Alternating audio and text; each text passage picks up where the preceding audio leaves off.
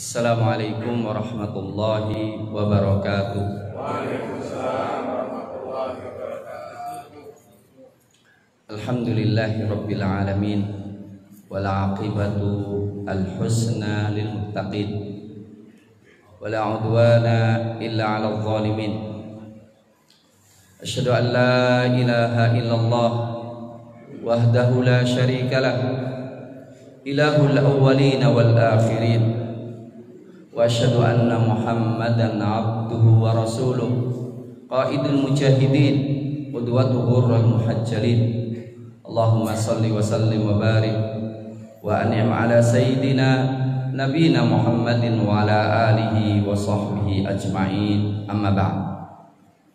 Allahumma ij'al jam'ana hadza jam'an marhuma wa tafarruquna min ba'dihi tafarruqa ma'suma wa la taj'al ya maulana fina wa minna syaqiyya wa mahruma wa nas'aluka Allahumma fahman nabiyyin wa hifdzal mursalin wa ilhamal malaikatil muqarrabin bi rahmatika ya azizur rahim.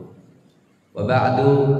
Bapak Ibu semuanya yang dimuliakan oleh Allah, jamaah salat subuh yang dimuliakan oleh Allah, yang mudah-mudahan salat subuh kita diterima oleh Allah, sehingga kita semuanya mendapatkan pahala lebih baik daripada dunia dan seisinya, dijaga oleh Allah Subhanahu wa taala. Ma'asyiral muslimin hafizakumullah.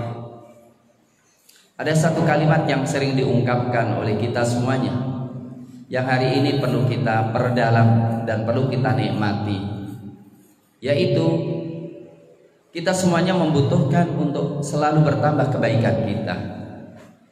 Pasti semua kita ingin bertambah kebaikan kita, dan kita semuanya ingin melihat kenikmatan di depan kita itu begitu jelasnya, dan kita menginginkan kita bahagia, kemudian kita tularkan kebahagiaan pada orang lain. Kunci itu apa? Bersyukur.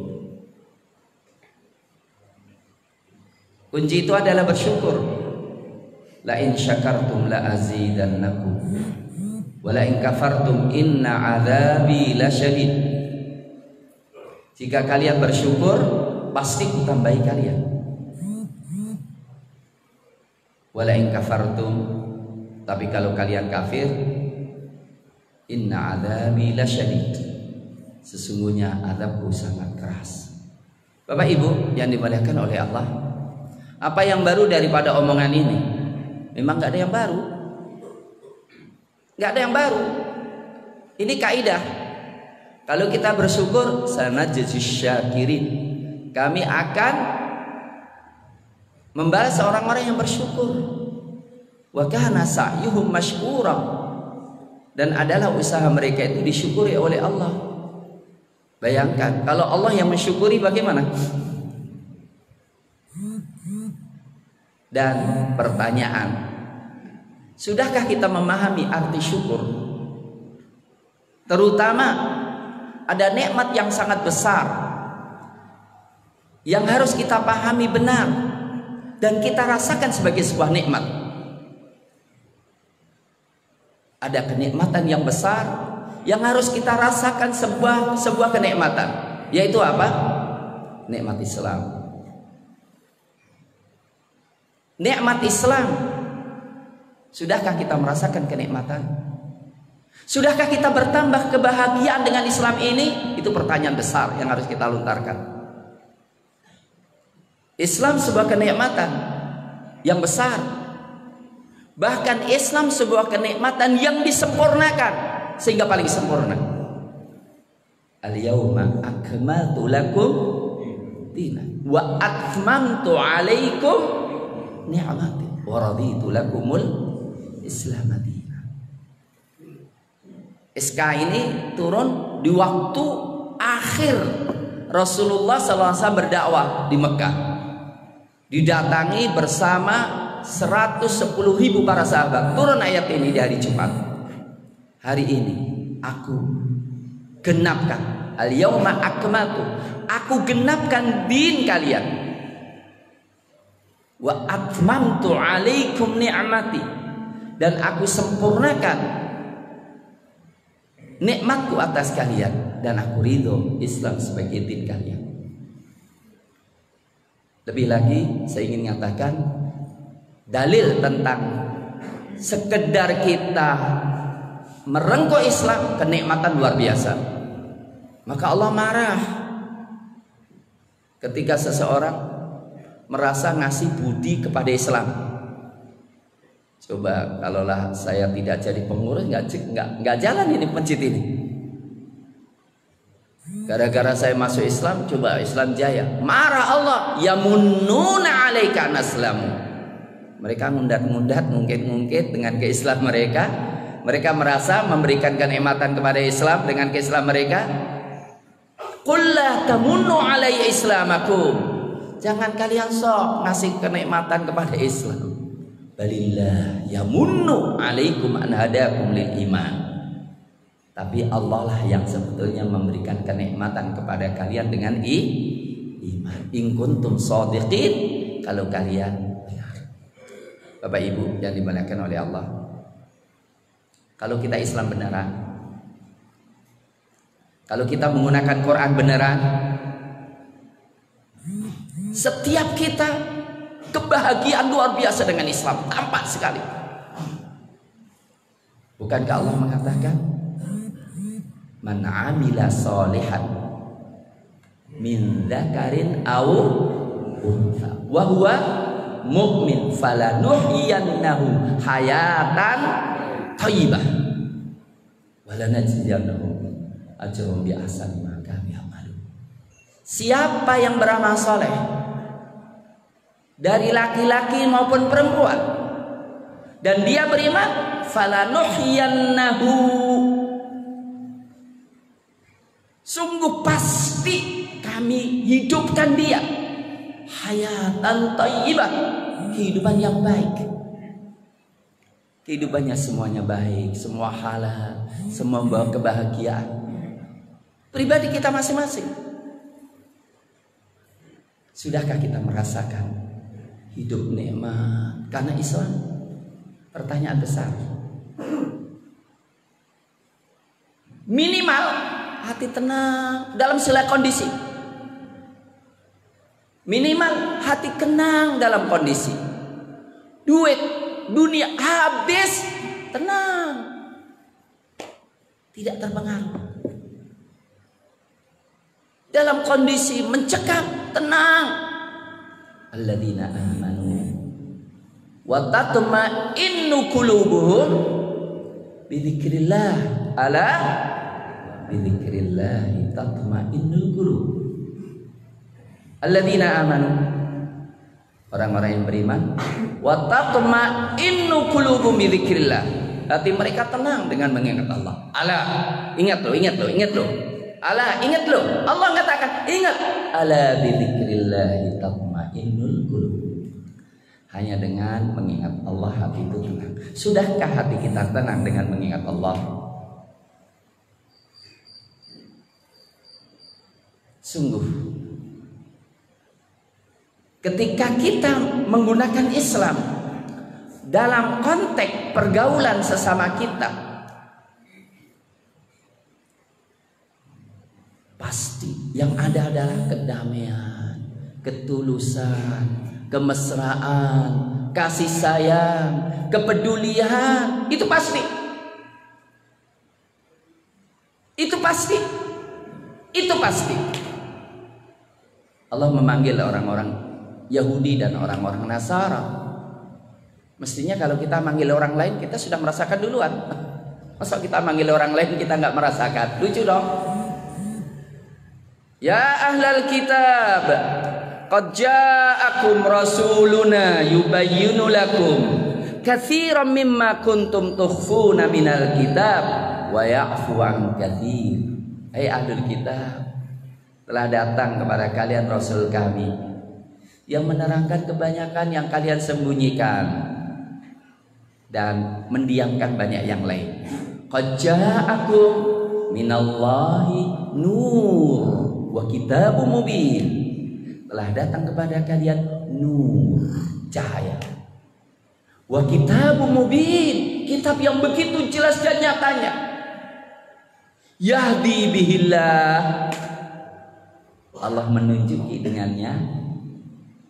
Manittaba'a, orang yang mengikuti ridwanahu, keridhaan Allah, subulas salam, jalan-jalan keselamatan, jalan-jalan keselamatan. Wa yukhrijuhum minadh-dhulumati ilan nur, dan mengeluarkan mereka dari kegelapan menuju cahaya.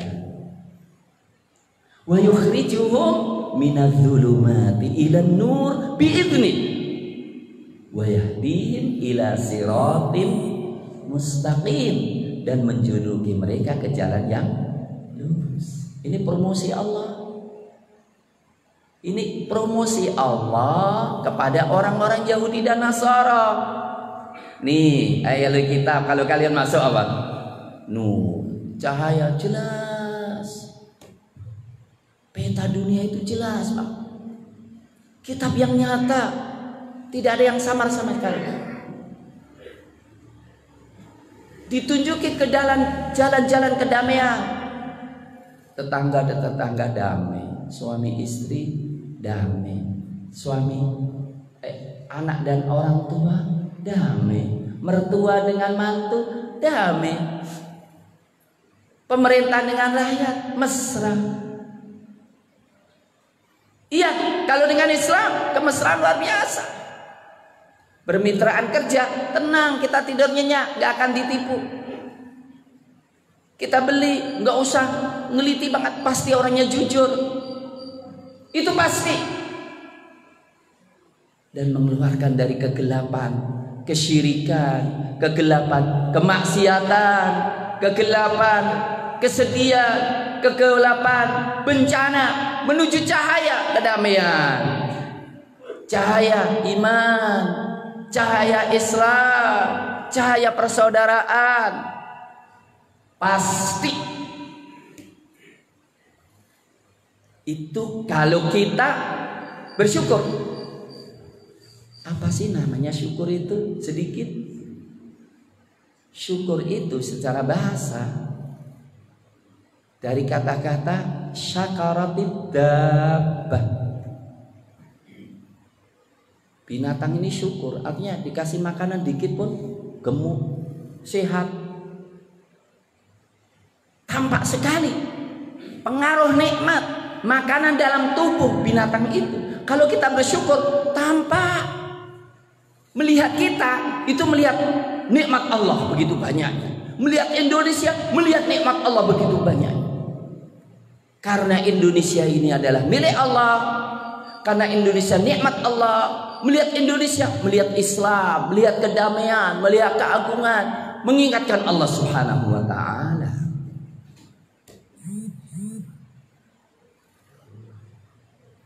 Maka kondisi orang beriman sendiri itu sebagai dakwah. Kehidupan aja itu dakwah. Pertanyaan, sudahkah kita rasakan itu? Sudahkah kita rasakan itu? Ini penting. Sudahkah kita menunjukkan inilah? Subhanallah, ajaran ini indah begitu, membikin kedamaian, membikin ketenangan, membikin kebahagiaan. Coba kalau Islam kita terapkan dan benar-benar kita syukuri, apa kata Allah?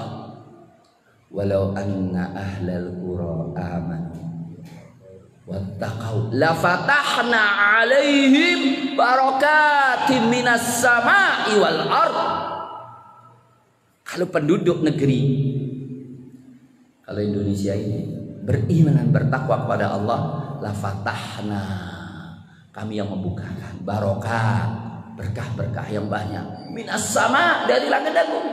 Hujan kalau turun membuat kesuburan, bumi membuat kesuburan. Mohon maaf, ini iming-iming dari Allah.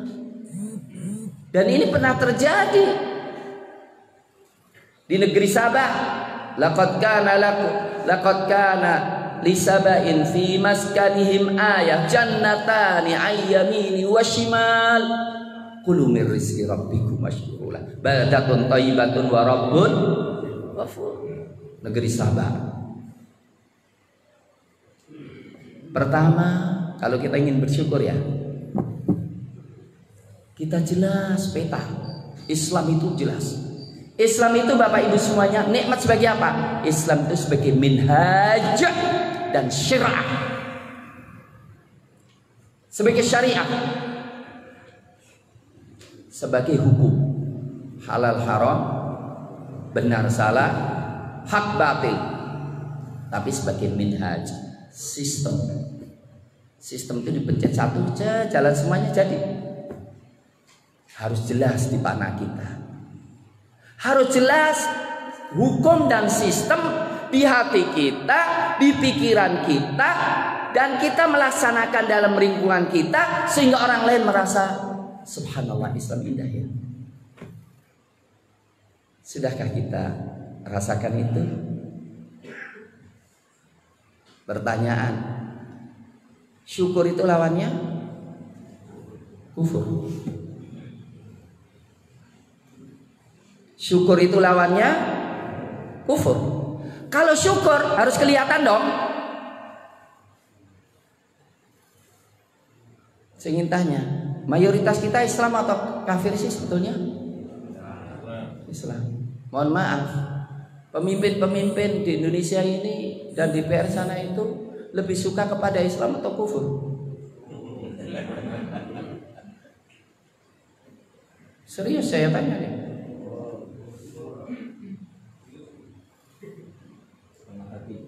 Undang-undang yang dilaksanakan sebuah kekufuran atau kesyukuran Islam?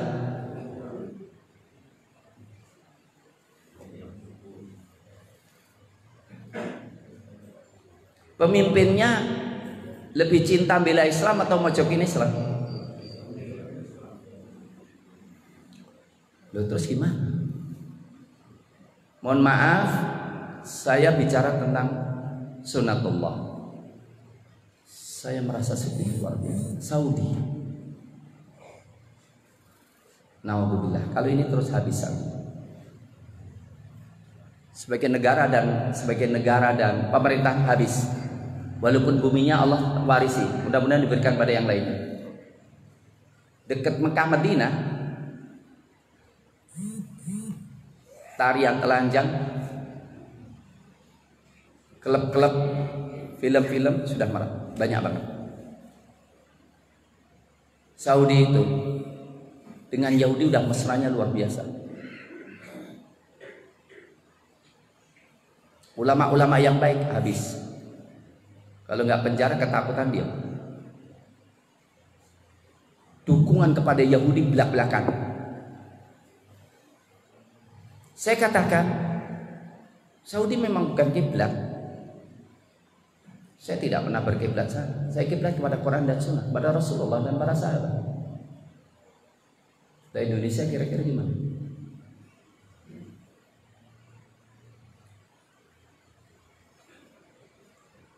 Tayyib. Salah satu yang perlu kita syukuri sebetulnya tentang Islamnya Indonesia. Saya hubungkan dengan sekarang supaya kita bisa memahami. Kita bersyukur atau belum sih sebetulnya? Karena apa? Kalau kita nggak syukur berarti kufur. Kalau kufur, inna adabi lasyadid. Salah satunya adalah kita sendiri harus memahami Islam. Kita harus bangga dengan Islam dan kita harus mengamalkan Islam dan kita harus menyebarkan lingkungan kita sebesar mungkin untuk menerima Islam. Tidak seperti sekarang ini. Oke. Saya bersyukur banget. Dan kita semua insya Allah bersyukur. Allah telah mengilhami pendiri bangsa ini untuk menetapkan identitas negara dan tanah air begitu jelasnya. Tapi sayang, sudahkah kita syukuri? Sudah kita pegangi untuk kita perjuangkan atau kita telantarkan sehingga tidak jelas identitas kita? Bukankah dulu Anda selalu ngomong Indonesia itu jangan ngomong negara Islam, Indonesia itu bukan negara Islam. Benar ada yang ngomong gitu? Benar? Hah? Banyak. Dan kita nerima. Diomongin itu. Benar ya, negara Indonesia negara agama. Oke. Pendiri negara ini termasuk Bung Karno. Tanggal 1 Juni Bung Karno hanya melontarkan istilah Pancasila. Bung Karno hanya melontarkan istilah Pancasila, istilahnya saja. Cuma Pancasila itu 5, itu beliau mengungkapkan ketuhanan yang terakhir kali. Tapi dia bukan sebagai presiden, hanya melontarkan. Dia melontarkan kalau Pancasilanya ini, kalau Trisilanya ini, kalau Ekasila, lontaran aja. Dan setelah itu beliau juga tidak mengungkapkan itu hanya istilah saja, istilah ya, istilah Pancasila, bukan isinya. Kemudian muncul 22 Juni, muncul Piagam Jakarta. Piagam Jakarta itu bunyinya ketuhanan. Nggak ada mahasiswa, nggak ada ini, ketuhanan saja. Dengan menjalankan syariat bagi pemeluknya. Soekarno setuju. Dan Soekarno mengikuti peringatan lahirnya Piagam Jakarta setiap tahun. Sampai tahun 65 beliau datang gitu. Tapi kemudian umat Islam legowo untuk menghilangkan 7 kalimat ya. Tapi sebetulnya Allah kasih hadiah luar biasa.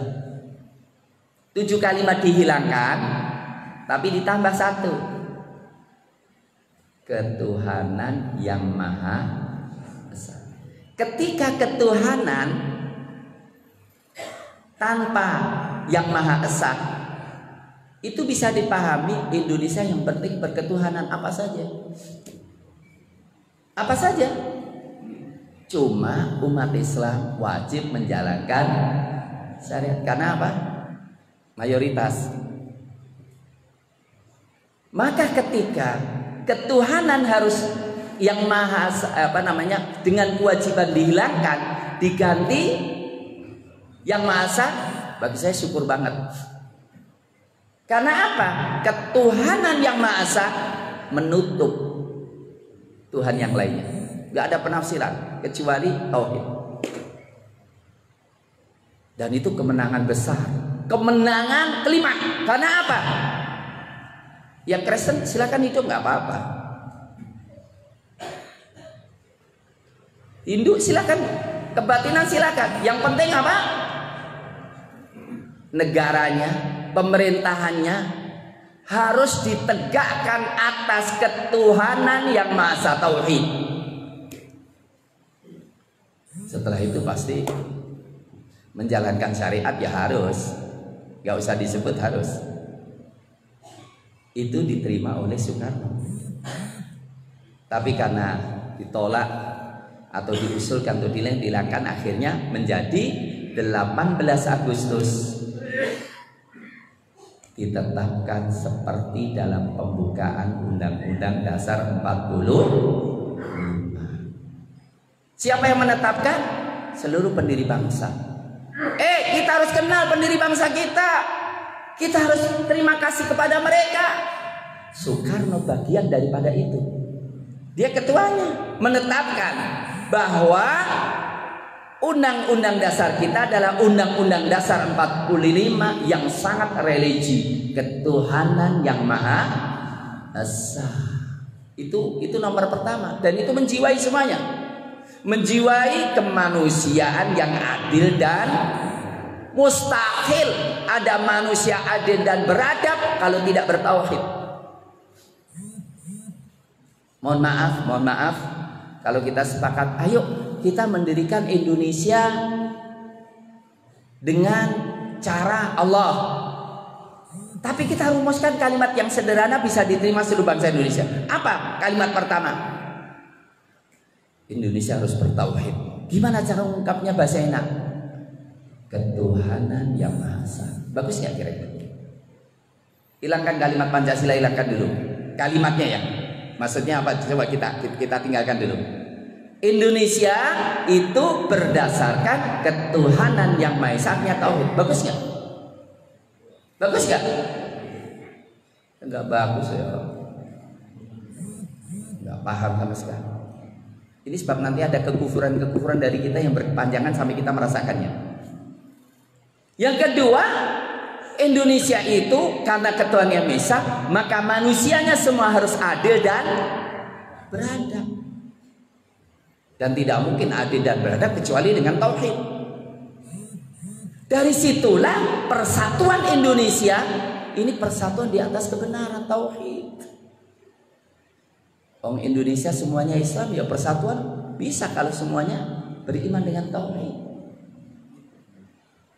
Cara pengelolaan adalah kerakyatan yang dipimpin oleh kebijaksanaan permusyawaratan dalam harus musyawarah. Apa itu musyawarah, Bapak?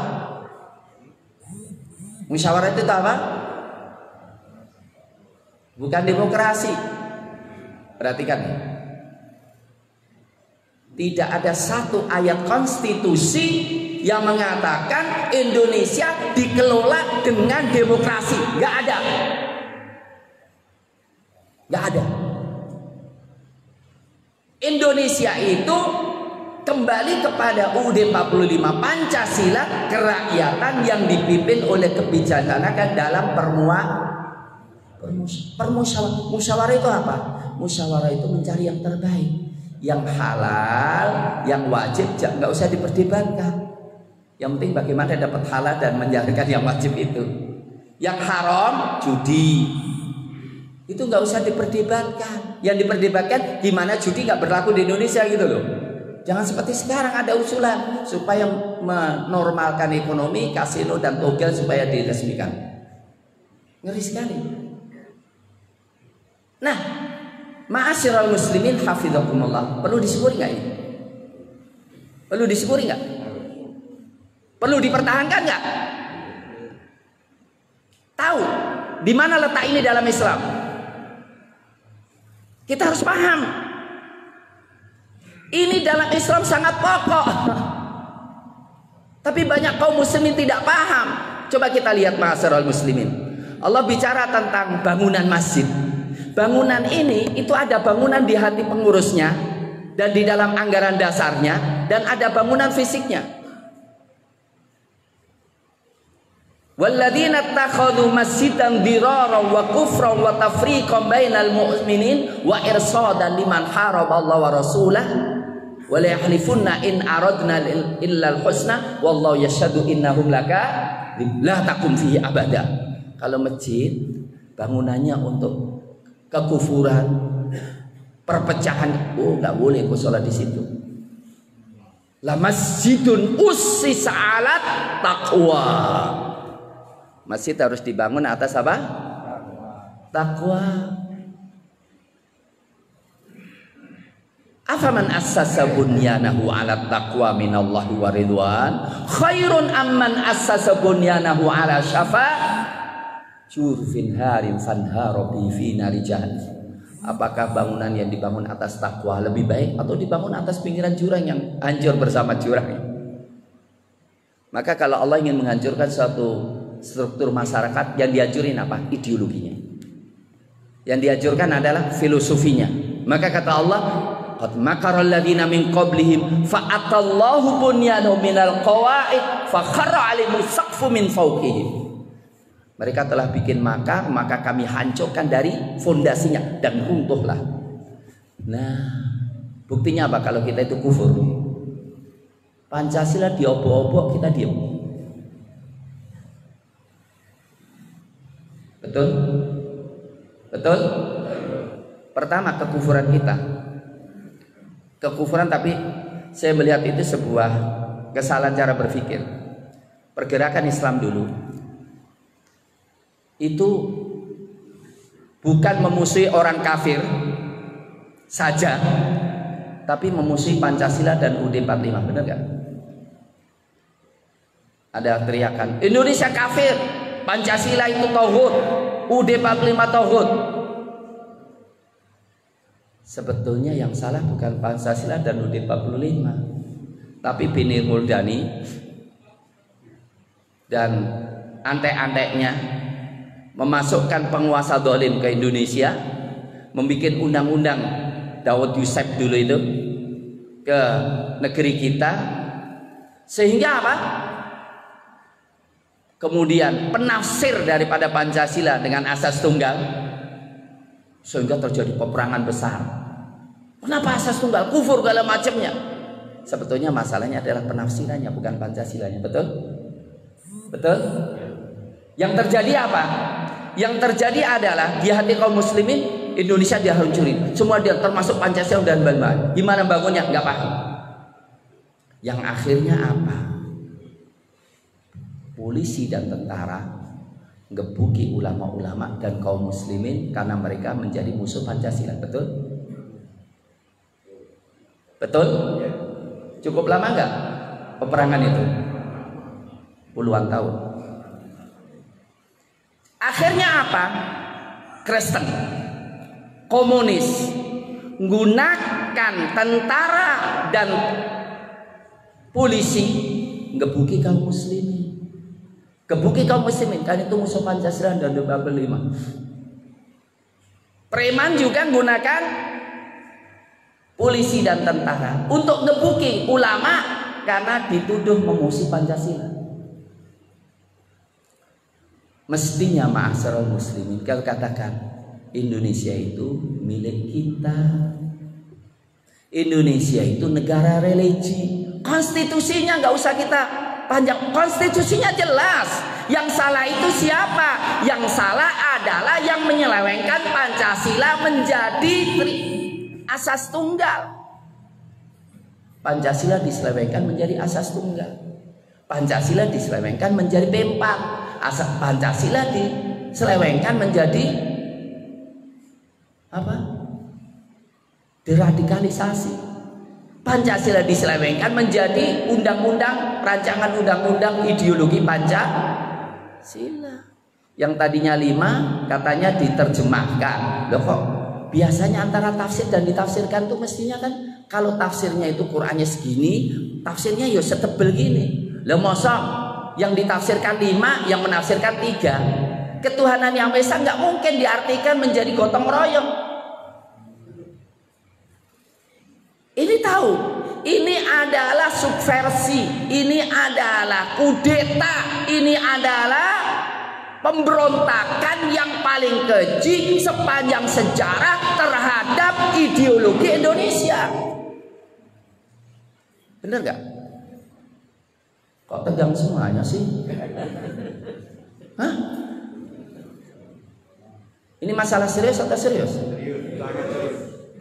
Kalau Pancasila hilang, ditafsirkan hanya dengan gotong royong, seperti Aidek ngomong. Kalau sudah gotong royong nggak perlu lagi Pancasila. Mohon maaf, pidanya seorang perempuan usianya udah 70 tahun. Di sini ada, nanti setelah selesai ya saya bukakan ya. Kita buang itu Pancasila, kita rubah itu Pancasila dalam pertemuan resmi di depan partainya, bayangkan. Mestinya kita syukuri, alhamdulillah pendiri bangsa ini telah diilhami oleh Allah untuk bisa memahamkan seluruh bangsa Indonesia bahwa negara ini berdasarkan tauhid, berdasarkan takwa, berdasarkan keadilan, dan itu tidak ada. Mohon, wallahi tidak mungkin ada penjelasan bagaimana tauhid, bagaimana kemanusiaan yang adil dan beradab, bagaimana menyatukan Indonesia, bagaimana permusyawaratan, bagaimana keadilan sosial kecuali dalam Islam. Pertanyaan, sudahkah kita pahami? Mohon maaf, saya telah menulis buku dan mohon itu dibaca. Dan ya mudah-mudahan saya bisa mengadakan buku itu untuk saya hadiahkan bagi para sesepuh yang memerlukan. Yaitu apa? Saya mengumpulkan tulisan-tulisan saya. Mohon maaf, saya harus ungkapkan. Bukan apa? Bukan diri saya. Tapi itu bisa dirasakan semuanya. Bagi saya peta Islam sebagai solusi Indonesia jelas banget, jelas sekali, nggak ada keraguan sedikit pun. Untuk bangun Indonesia yang kuat jelas sekali. Cuma perlu sosialisasi, perlu dakwah politik Islam. Kita sebagai kaum muslimin sangat naif dan kufur, rela dipimpin orang kafir. Kita ngaku Islam, dipimpin orang kafir, dan orang kafir tidak mungkin mimpin kecuali dengan kekufurannya. Kita ridho, kufur banget. Benar gak? Kita ngaku Islam, tapi undang-undang jelas-jelas kufur, kita biarkan. Wallahi kufur banget kita itu. Saya khawatir banget loh, kena ayat loh. Alam taro ilal ladina baddalu ni'matallahi kufra wa ahallu qaumahum daral bawar. Apa engkau gak perhatikan orang-orang yang merubah kenikmatan Indonesia ini menjadi kekufuran, akhirnya menjatuhkan kaum Indonesia ini, bangsa Indonesia itu daral bawar, negeri kehancuran di dunia maupun akhirat. Jahannama yaslaunaha, neraka jahanam yang mereka masukinya, fabisal qarar. Iya. Mohon maaf, komunis itu nggak punya pondok pesantren, beneran. Nggak punya organisasi yang dibolehkan sampai detik ini, masih nggak punya partai. Tapi lo kok memenuhi DPR itu gimana? Banyak sekali. Kok bisa ya negeri segini TVRI-nya itu dipegang oleh orang yang membela Gerwani dan komunis sebagai pelaku majalah dewasa. Coba, ini kufur nggak? Mohon maaf, kufur nggak? Saya ingin tanya, ini kufur nggak? Pembiaran kita orang semacam ini menghancurkan Indonesia, kekufuran tidak? Kok bisa ya? Ada penguasa tahu orang ini adalah komunis, membela komunis, lah kemudian diangkat malah. Jadi yang keberapa siapa sih? Kita katanya mayoritas. Di mana suaranya? Kok bisa ya? Ideologi Pancasila yang begitu indahnya, begitu mulianya itu. Mohon maaf, ketika bicara Pancasila, bicara Muhammad Nasir, bicara tentang pendiri bangsa ini, kok kemudian cara menjabarkan, cara pengamalannya itu, pimpinannya itu dipilih oleh orang yang menghalalkan desertasi, yang menghalalkan zina. Desertasi yang menghalalkan zina, sebagai pengujinya, pemberi gelarnya, dialah yang menjadi pemimpin, pembina ideologi Pancasila. Jadi kira-kira menggambarkan Pancasila sesuai dengan yang di otaknya nggak kira-kira?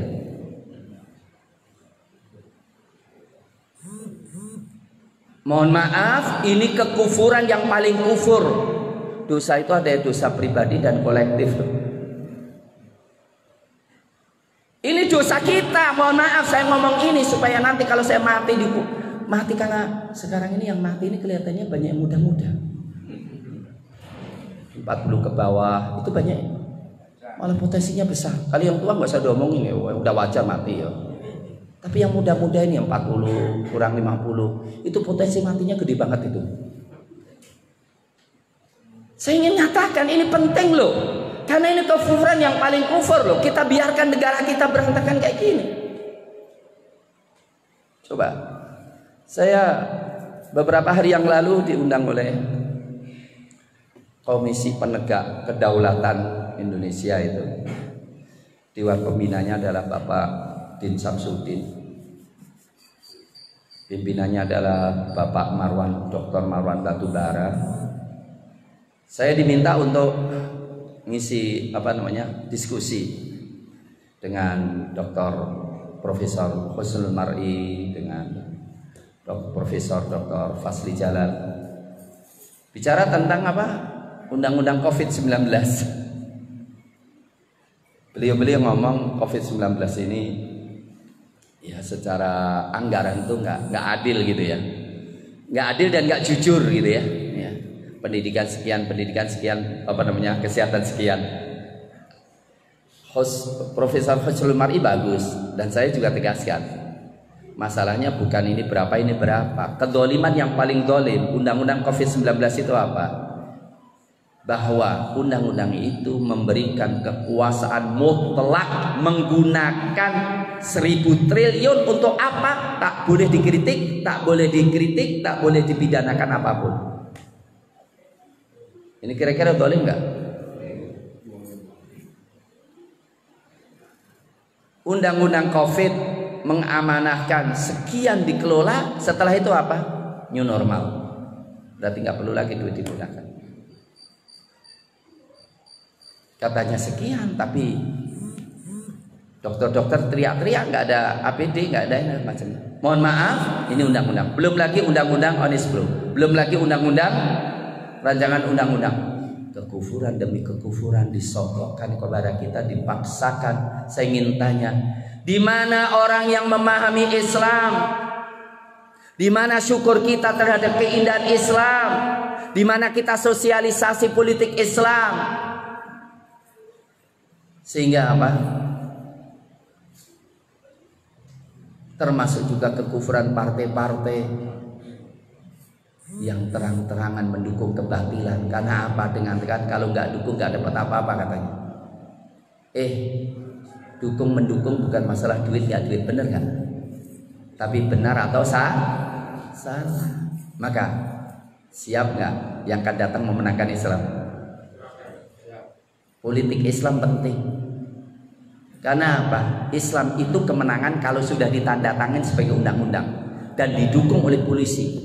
Maka saya bilang, sebetulnya undang-undang haluan ideologi Pancasila ujian berat bagi TNI sama polisi yang diamanai menjaga negara, di mana pelakunya ngomong yang merubah Pancasila setelah keluar dari Indonesia, yang merubah Pancasila ini kira-kira merubah tidak? Tapi mohon maaf, hatta polisi dan tentara tak berdaya.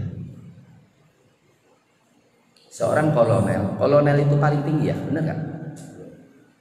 Bukan jenderal, kolonel yang punya tentara, punya senjata, punya komando, itu kolonel, benar nggak? Aktif ini, Pak. Tahu nggak kalau komunis bangkit di mana pun? Iya benar. Terus, lah aku cuma bawahan. Lah kalau panjenengan bawahan, lah aku opo? Maka ketika datang ke saya sebenarnya males banget ya. Ini dari Mabes TNI kemarin tuh mau ketemu. Ini dari Mabes Polri ingin ketemu. Ini dari Pak Kapolres, ini dari ini ketemu. Saya kenapa? Setiap ngeluh nggak ada jawaban saya. Bapak, Indonesia kan negara hukum.